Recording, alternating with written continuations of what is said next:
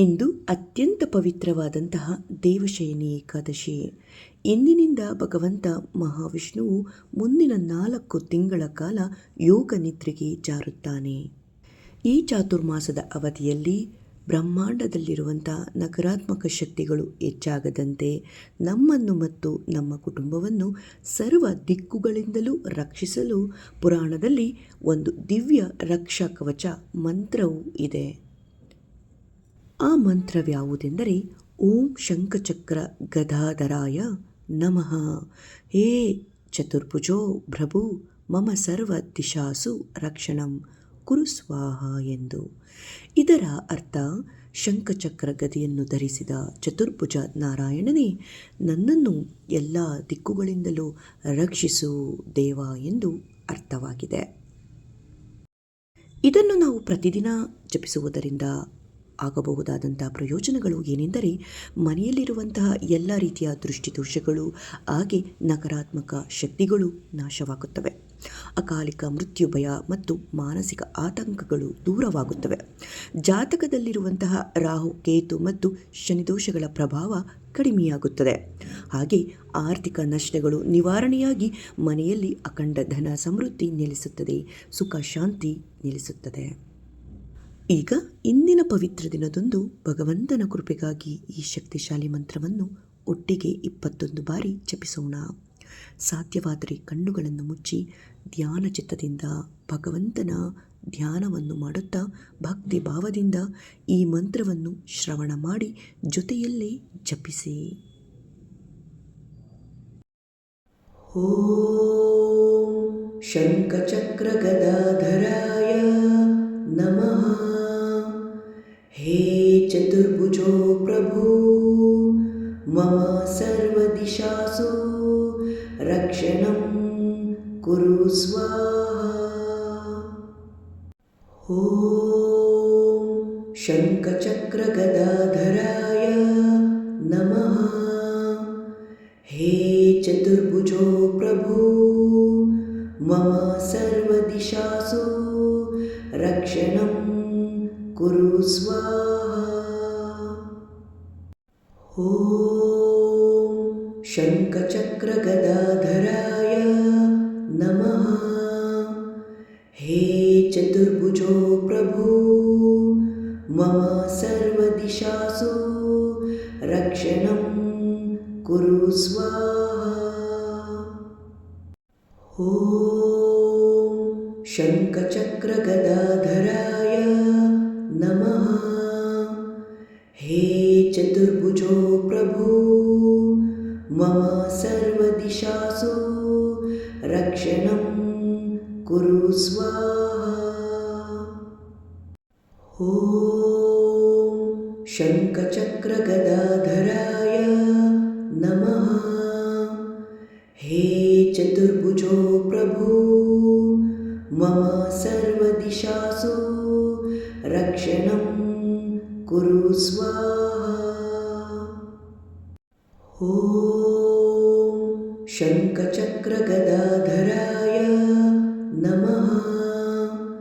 ಹೇ ಚತುರ್ಭುಜೋ ಪ್ರಭು ಮಮ ಸರ್ವ ದಿಶಾಸು ರಕ್ಷಣಂ ಕುರು ಸ್ವಾಹ. ಓಂ ಶಂಖಚಕ್ರ ಗದಾಧರಾಯ ನಮಃ. ಹೇ ಚತುರ್ಭುಜೋ ಪ್ರಭು ಮಮ ಸರ್ವ ದಿಶಾಸು ರಕ್ಷಣಂ ಕುರು ಸ್ವಾಹ. ಓಂ ಶಂಖಚಕ್ರ ಗದಾಧರಾಯ ನಮಃ. ಹೇ ಚತುರ್ಭುಜೋ ಪ್ರಭು ಮಮ ಸರ್ವ ದಿಶಾಸು ರಕ್ಷಣಂ ಕುರು ಸ್ವಾಹ. ಓಂ ಶಂಖಚಕ್ರ ಗದಾಧರಾಯ ನಮಃ. ಹೇ ಚತುರ್ಭುಜೋ ಪ್ರಭು ಮಮ ಸರ್ವ ದಿಶಾಸು ರಕ್ಷಣಂ ಕುರು ಸ್ವಾಹ. ಓಂ ಶಂಖಚಕ್ರ ಗದಾಧರಾಯ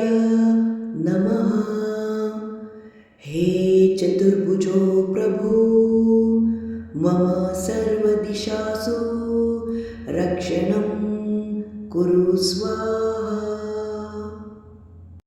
ॐ